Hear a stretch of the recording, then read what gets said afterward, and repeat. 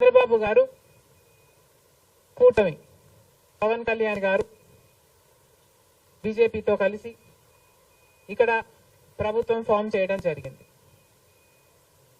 ఈసారి జరిగిన ఎన్నికలు రాష్ట్రంలో చాలా విచిత్రంగా, అన్ప్రెడిక్టబుల్ గా, అన్ప్రెసిడెంటెడ్ గా ఈ ఎన్నికలు నిలిచాయి.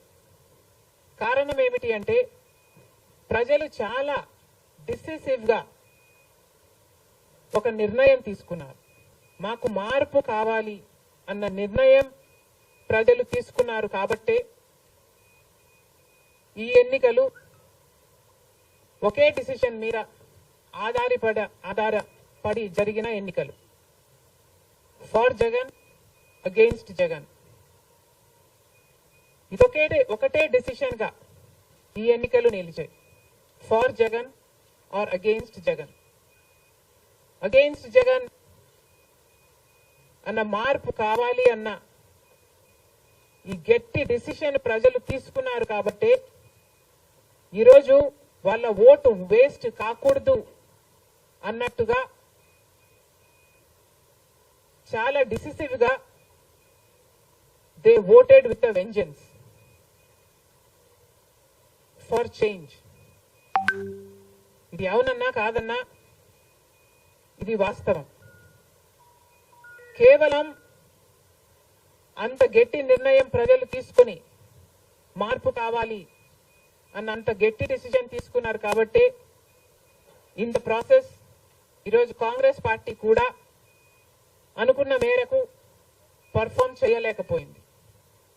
కాంగ్రెస్ పార్టీ కూడా కేవలం నెల రోజుల ముందు సర్వే చేస్తే Congress party vote share between 6 to 7% ఉంది.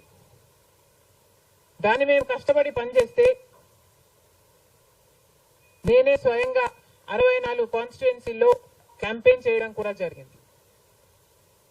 వీటన్నిటితో కనీసం 8% దాటుతుంది అని కాంగ్రెస్ పార్టీ ధీమాగా ఉంటే అది కూడా జరగలేదు. కారణం ఏమిటి అంటే ప్రజలు చాలా డిసిసివ్ గా వాళ్ళ ఓటు వేస్ట్ కాకూడదు, ప్రభుత్వం ఎలాగైనా మారాలి, మేము మార్చాలి అన్న డిసిషన్ తీసుకున్నారు కాబట్టి ప్రజలు కాంగ్రెస్ పార్టీకి కూడా ఓటు వేయడానికి ఆలోచన చేయడం జరిగింది. ఏది ఏమైనా కాంగ్రెస్ పార్టీ ప్రజల గుండెల్లో స్థానం సంపాదించుకోవడం మొదలుపెట్టింది. ఇది ఇలాగే అంచెలంచెలుగా పెరుగుతూ పోతుంది. రాహుల్ గాంధీ గారి నాయకత్వంలో మేమందరం కూడా కష్టపడి పనిచేయడానికి సిద్ధంగా ఉన్నాం. అటు కేంద్రంలోనైనా ఇటు రాష్ట్రంలోనైనా కాంగ్రెస్ పార్టీకి మంచి భవిష్యత్తు ఉంటుందని 2029 కల్లా మేము ఒక మంచి పొజిషన్లోకి రాగలమని నమ్మకం మా అందరికీ ఉంది. ఈరోజు చంద్రబాబు గారు ముఖ్యమంత్రి, ప్రజల తీర్పును గౌరవిస్తూ ఆయనకు మరొకసారి శుభాకాంక్షలు తెలియజేస్తుంది కాంగ్రెస్ పార్టీ. అలాగే చంద్రబాబు గారికి మరొకసారి గుర్తు చేస్తుంది కాంగ్రెస్ పార్టీ మన రాష్ట్రానికి రావాల్సిన ప్రత్యేక హోదా. ప్రత్యేక హోదా అన్నది ఆంధ్ర రాష్ట్ర ప్రజల ఊపిరి. 10 సంవత్సరాలుగా మోడీ గారు, బీజేపీ పార్టీ ప్రత్యేక హోదా విషయంలో ఆంధ్ర రాష్ట్రాన్ని, ఆంధ్ర ప్రజలను మోసమే చేశారు. 10 సంవత్సరాల క్రితము ఎలక్షన్లకు ముందు మోడీ గారు వచ్చినప్పుడు 10 సంవత్సరాలు ప్రత్యేక హోదా ఇస్తాము అని తిరుపతిలో మాట ఇవ్వడం జరిగింది మోడీ గారు. అప్పుడు చంద్రబాబు గారు చెప్పిన మాట 10 సంవత్సరాలు సరిపోదు, 15 సంవత్సరాలు కావాలి అన్నారు అదే సభలో. కానీ 10 సంవత్సరాలు గడిచిపోయినా కూడా ఈ రోజు వరకు కూడా బీజేపీ పార్టీ ఆ మాటను నిలబెట్టుకోలేదు. కానీ ఇప్పుడు చంద్రబాబు గారు మద్దతు ఇస్తున్నారు కాబట్టి బీజేపీ పార్టీ అధికారంలో నిలబడింది. ఈ విషయం మోడీ గారు గుర్తుపెట్టుకోవాలి. ఎందుకంటే ఈరోజు ఆంధ్ర రాష్ట్ర ప్రజల ఎన్నుకున్న ఎంపీలు కనుక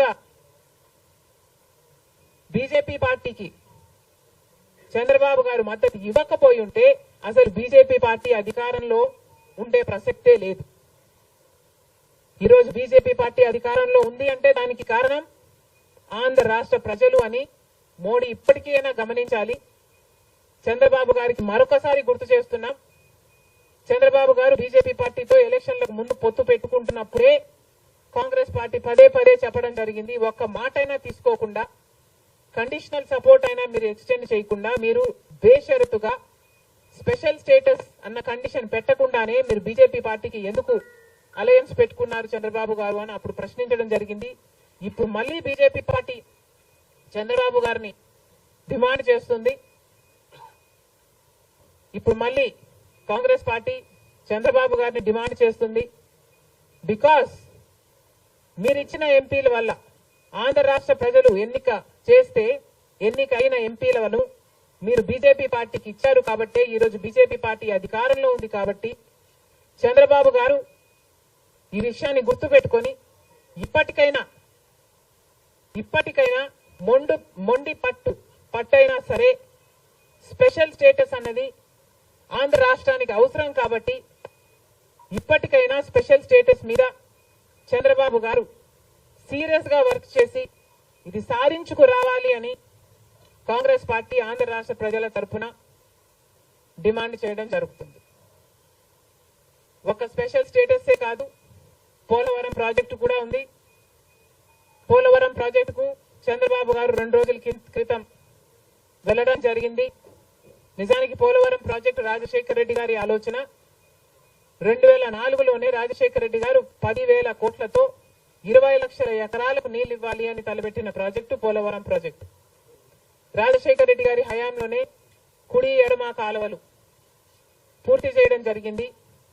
ఆ కాంగ్రెస్ హయాంలోనే 4,500 కోట్లు అంటే దాదాపుగా 40% పనులు పూర్తి చేయడం కూడా జరిగింది.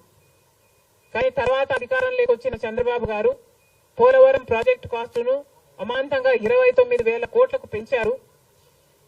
కానీ పనులు మాత్రం పూర్తయినట్టు ఎక్కడా కనిపించలేదు. 2018 కల్లా నేను పూర్తి చేస్తాను అని రాసి పెట్టుకోండి అని చంద్రబాబు గారు ఆ రోజు అసెంబ్లీ సాక్షిగా ఛాలెంజ్ కూడా చేశారు. కానీ పోలవరం ప్రాజెక్టు చంద్రబాబు గారి వాళ్ళ సాధ్యం కాలేదు, పూర్తి చేయలేదు. ఆ తర్వాత అధికారంలోకి వచ్చిన జగన్మోహన్ రెడ్డి గారు పోలవరం ప్రాజెక్టుని మళ్ళీ రివర్స్ టెండరింగ్ అంటూ మొదలుపెట్టి 55,000 కోట్ల రూపాయలకు దాన్ని ప్రాజెక్టు కాస్టును పెంచారు. తీరా చూస్తే ఏ పని జరగలేదు. ఇప్పటికైనా చంద్రబాబు గారు చెప్తున్న మాట ఏమిటి అంటే 75% పనులు మా హయాంలోనే పూర్తయ్యాయి, 25% పనులు మిగులున్నాయి, నేను పూర్తి చేస్తాను అని చెప్పడం జరిగింది మొన్న చంద్రబాబు గారు.